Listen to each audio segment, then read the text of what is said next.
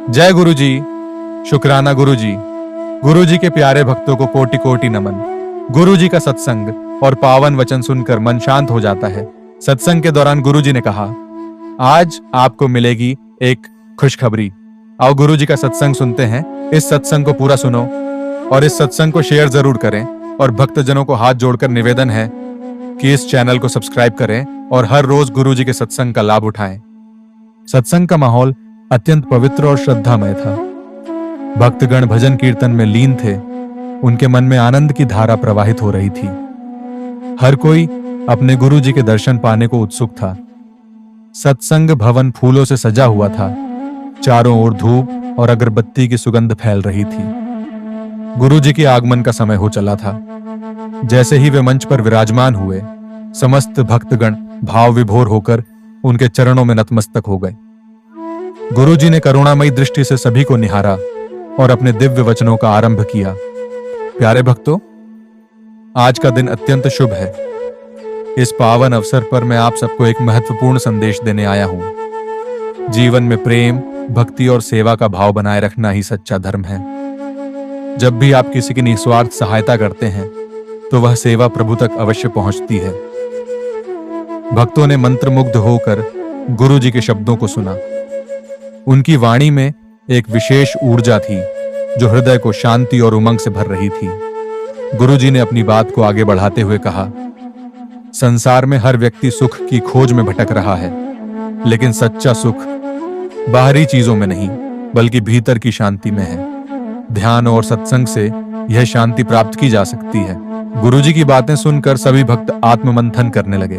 सत्संग स्थल पर अद्भुत शांति व्याप्त थी।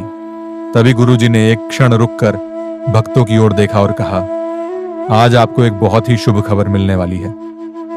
गुरु जी के इन शब्दों ने सभी के मन में उत्सुकता जगा दी। हर कोई सोचने लगा कि यह शुभ समाचार क्या हो सकता है। क्या आज किसी को विशेष आशीर्वाद मिलने वाला है या कोई चमत्कार होने वाला है? भक्तगण अपनी सांसें थामे हुए थे। वे ध्यान मग्न होकर गुरु जी की अगली वाणी का इंतजार करने लगे।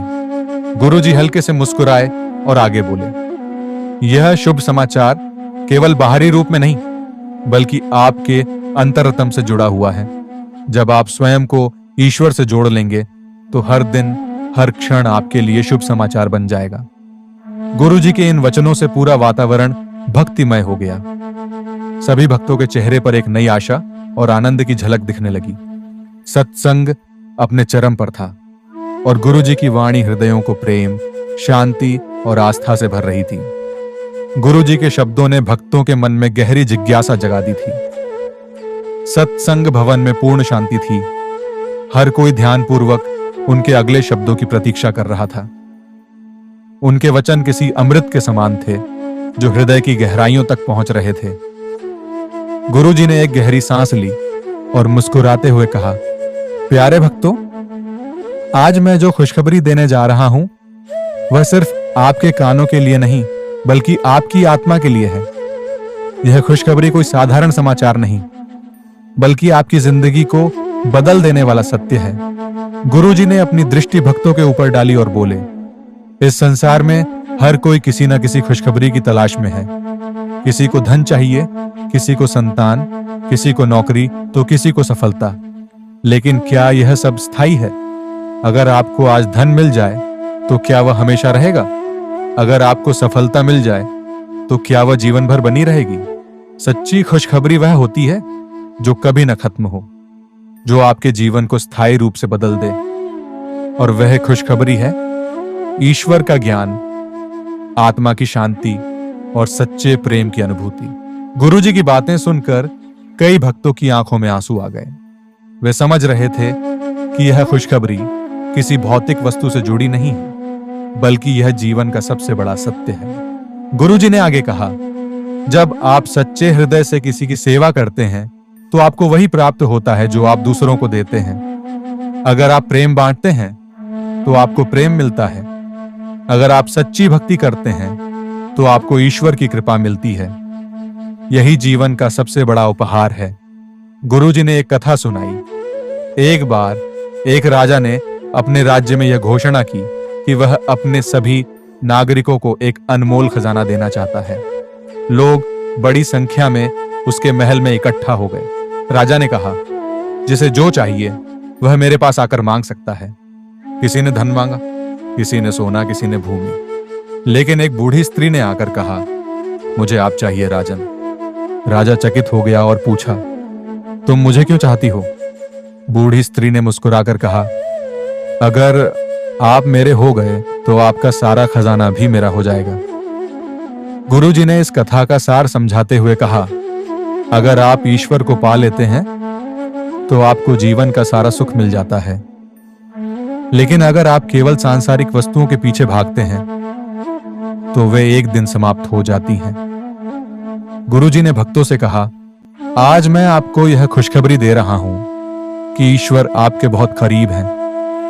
आपको उन्हें कहीं बाहर खोजने की जरूरत नहीं, वे आपके भीतर ही हैं। जैसे ही आप सच्ची श्रद्धा और भक्ति के साथ उनका स्मरण करेंगे, वे आपके जीवन में प्रकट हो जाएंगे। सभी भक्त आनंद और भाव विभोरता से भर गए। गुरुजी के शब्द उनके हृदय में उतर चुके थे। गुरुजी ने कहा, अगर आप सच्ची खुशखबरी चाहते हैं तो आज ही एक प्रतिज्ञा लें कि आप अपने जीवन में प्रेम, सेवा और भक्ति को अपनाएंगे। आप किसी का बुरा नहीं सोचेंगे, किसी को दुख नहीं देंगे और हमेशा सत्य के मार्ग पर चलेंगे। सभी भक्तों ने हाथ जोड़कर इस प्रतिज्ञा को दोहराया। वातावरण में एक दिव्य ऊर्जा व्याप्त हो गई थी। गुरुजी की वाणी ने हर किसी के मन को छू लिया था। गुरुजी ने अंत में कहा, आज से आपका जीवन बदलने वाला है। यह सत्संग केवल एक सभा नहीं थी, बल्कि यह आपकी आत्मा की यात्रा का एक नया अध्याय है। अपने भीतर के प्रेम और भक्ति को जागृत करें और देखिए कैसे आपके जीवन में चमत्कार होते हैं। भक्तगण आनंद और श्रद्धा से भर गए। सत्संग भवन में भजन कीर्तन गूंजने लगे। हर कोई गुरुजी के चरणों में नतमस्तक होकर उनका आशीर्वाद ले रहा था। इस प्रकार यह सत्संग न केवल एक दिन का अनुभव था, बल्कि यह भक्तों के जीवन का सबसे बड़ा मोड़ बन गया। वे अब एक नई रोशनी के साथ अपने जीवन की ओर बढ़ रहे थे, जहां सच्ची खुशखबरी उनका हर दिन मार्गदर्शन करेगी। जय गुरुजी। शुक्राना गुरुजी। गुरुजी के प्यारे भक्तों, आज का सत्संग आपको कैसा लगा? कृपया कमेंट करके जरूर बताएं। इस सत्संग को अपने रिश्तेदारों और प्रियजनों के साथ साझा करें ताकि उनकी आत्मा भी परमात्मा से जुड़ सके। यदि आपके मन में कोई उलझन है तो उसे हमारे साथ साझा करें। हम आपके मन की उलझन को सत्संग के माध्यम से समाधान लाने का हर संभव प्रयास करेंगे। शुक्राना गुरुजी।